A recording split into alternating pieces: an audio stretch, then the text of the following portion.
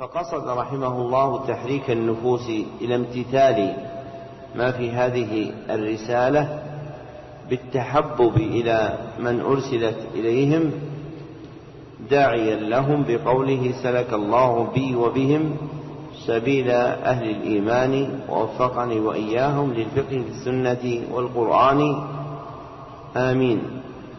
فدعا لهم بما ذكر ولم ينس نفسه، فقرن الدعاء لهم بالدعاء لنفسه، وصدر ذكر نفسه في الدعاء قبلهم، وهو السنة.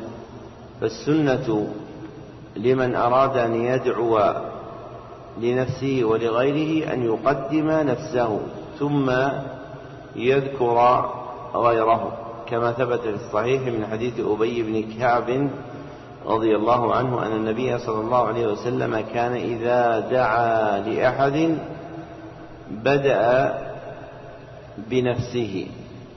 فالعبد إذا دعا لأحد له حالان: الحال الأولى أن يقتصر على الدعاء لمن دعا له، والحال الثانية أن يذكر نفسه معه، وكلاهما في السنة.